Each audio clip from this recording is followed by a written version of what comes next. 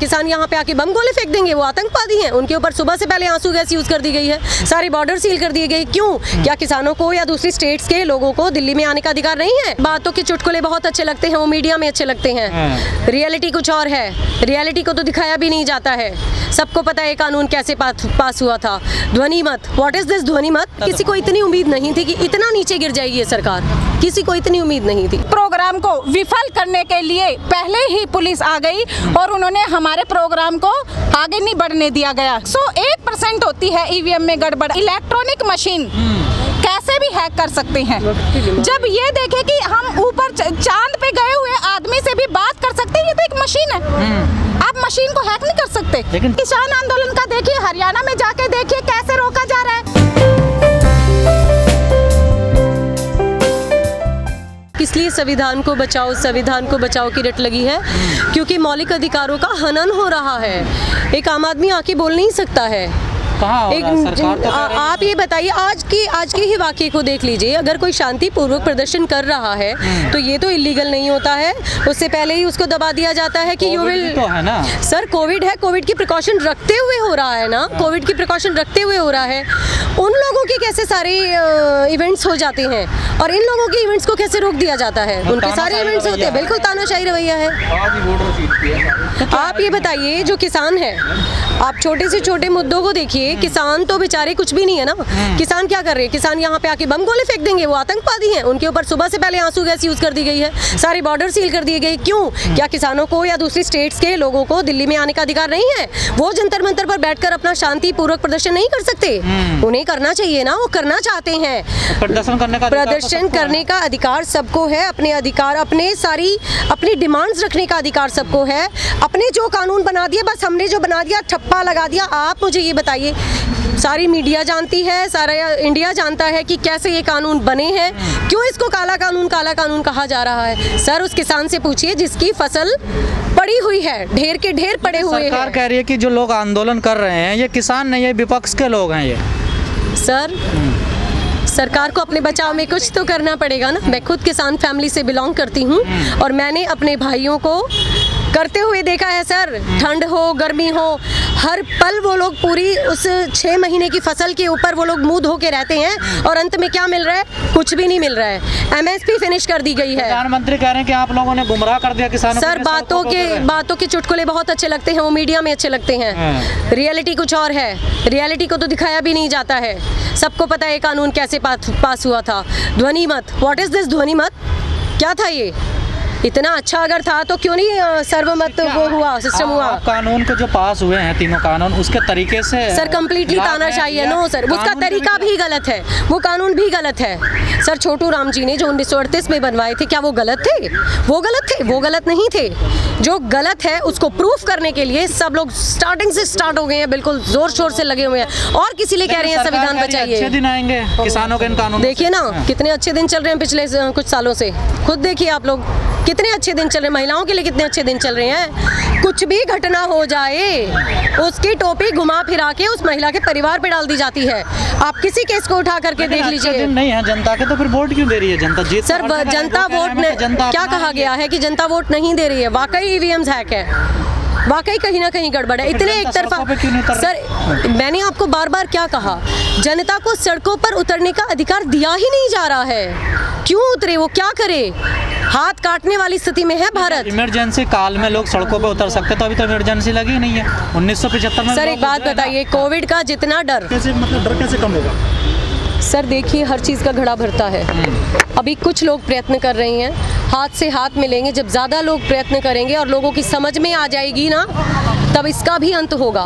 Definitely होगा, क्यों नहीं होगा? नहीं, कोशिश करना हमारा काम है। मैम की विपक्ष कहीं ना कहीं कमजोर हुआ। को क्या कहा? आप एक बात मुझे बताइए, जब किसी को आवाज़ उठाने का, किसी को स्टेप लेने के लिए कोई रास्ता ही नहीं दिया जाएगा, विरोध में आवाज उठाता तो उसका क्या सोल्यूशन होगा? कहीं ना कहीं से कोई ना कोई रास्ता तो निकाला जाएगा।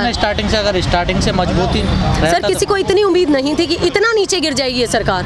किसी को इतनी उम्मीद नहीं थी। ऐसी बात नहीं है, जिस टाइम इन्होंने वोट दिया होगा तो ये भी उम्मीद करके वोट दिया होगा कि Modi ji will be do very good, but ऐसा नहीं हुआ। मैडम, आखिरी सवाल आपसे।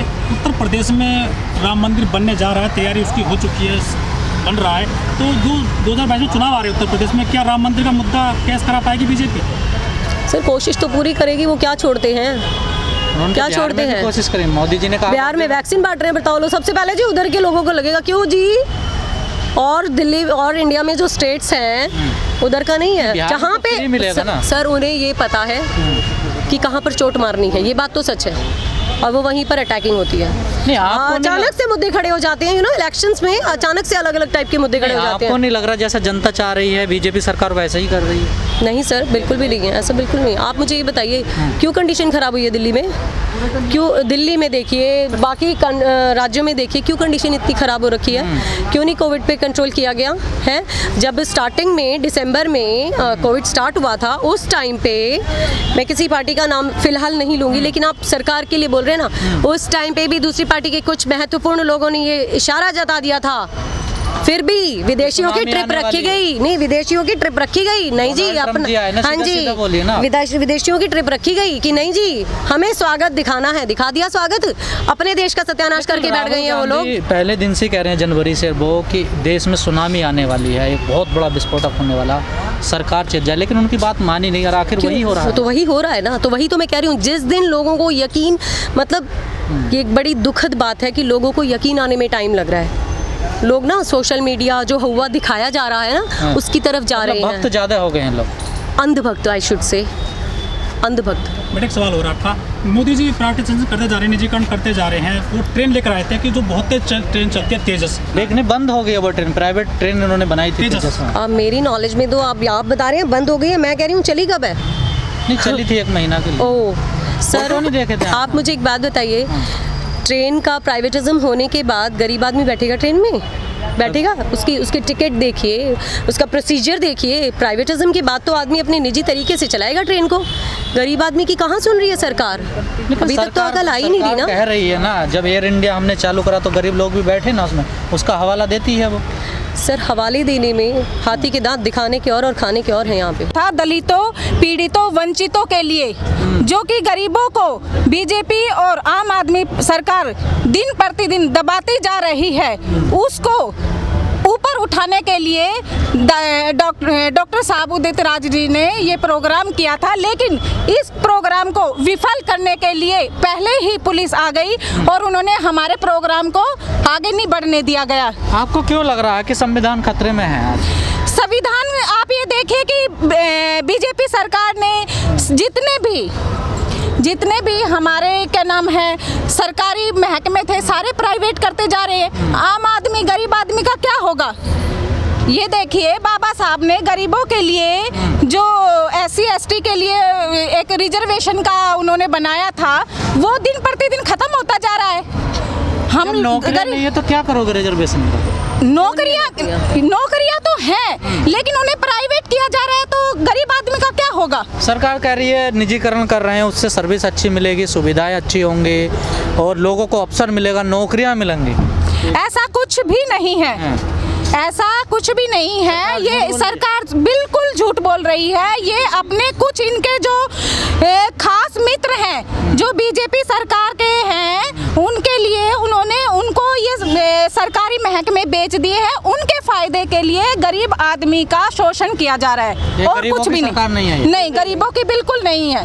आपका एक मुद्दा EVM का भी, क्या EVM में कुछ होती है गड़बड़? बिल्कुल होती है, 101% होती है EVM में गड़बड़। आप ये देखिए ना, जब हम क्या नाम है वोटिंग करने जाते हैं, हम अपने एरिया में घूमते हैं, हमें पता है कि कौन सी वोट हमारी है, लेकिन जब काउंटिंग होती है बिल्कुल 0 आती है वहाँ पे। क्या हम काउंटिंग में मैं बैठी हुई हूँ, जब वोटिंग की काउंटिंग होती है। चुनाव आयोग तो मना कर रहा है ना, कहीं कोई धांधलीबाजी, कोई गड़बड़ होती नहीं है, ये आरोप झूठा लगाते हैं। यहाँ तो सर जिसकी लाठी उसकी भैंस है, ऐसा कुछ मैंने खुद देखा हुआ है। मैं कह रही, मैंने खुद अपनी ड्यूटी लगवाई थी और मैंने देखा भी है, और मैं सारे जितने भी ये पीछे इलेक्शन हुए हैं सब में मैं हर गांव, हर कॉलोनी में घूमी हूँ। मैंने देखा है, लोगों का नजरिया भी पहचाना है कि कौन बीजेपी का है, कौन आम आदमी का है, सबका देखा है। लेकिन जब काउंटिंग होती है तब कुछ और होता है। लेकिन बीजेपी कहते हैं कि आप लोगों की हारने के बाद ये बौखलाहट है, आप लोग बौखलाहट के कारण EVM पे आरोप लगाते हैं। तो फिर वो क्यों नहीं चेंज करवाती? उन्हें चेंज करना चाहिए। जब ये देखो अमेरिका जैसे जापान जैसे देशों में ईवीएम से वोटिंग नहीं होती है तो भारत में भी तो चेंज करें, वो क्यों नहीं कर रही हैं? अगर उन्हें ये लगता है कि आम आदमी ईवीएम की जगह ऑप्शन क्या है फिर दूसरा? बैलेट पेपर से करवाए ना। अमेरिका में हो रहे हैं बैलेट पेपर से, जापान में हो रहे हैं, तो इंडिया में भी करवाएं बैलेट लेकिन पेपर पहले बैलेट पेपर से चुनाव होता था, उसमें गड़बड़ होती थी, धांधली, इसी वजह से तो ईवीएम लाया गया था। नहीं सर, ये देखिए मुझे इतना पता है कि इलेक्ट्रॉनिक मशीन कैसे भी हैक कर सकते हैं। जब ये देखे कि हम ऊपर चांद पे गए हुए आदमी से भी बात कर सकते हैं, ये तो एक मशीन है, आप मशीन को हैक नहीं कर सकते। लेकिन चुनाव आयोग तो चैलेंज दे रहा है कि हैक अरे चुनाव आयोग भी बीजेपी के ही हैं सर, वो मुंह पे चुप्पी बांधे हुए हैं और कुछ भी नहीं है। मतलब सब बीजेपी के हैं। सर बिल्कुल। लेकिन लोग सड़क पर क्यों नहीं आते ईवीएम के खिलाफ? दिया कहाँ जा रहा है? दिया कहाँ जा रहा है? किसे ये देखिए अभी आपके सामने जो चल रहा था, हमारा जो प्रदर्शन होना था उसे रोक दिया गया। कहीं पर भी देख लीजिए, किसान आंदोलन का देखिए, हरियाणा में जाके देखिए कैसे रोका जा रहा है। आप लोग हर जगह जाते हैं, देख रहे हैं, जो भी आवाज उठाता है, चाहे उसे किसान आंदोलन कहिए, चाहे गरीबों का आंदोलन कहिए, हर तरह से पहले ही वहाँ पर इतनी सारी फोर्स पुलिस भेज दी जाती है कि कुछ कर ही नहीं पाते। मतलब आवाज को दबाया जा रहा है। बिल्कुल दबाया जा रहा है। तो उसका क्या है सोल्यूशन, क्या है इसका?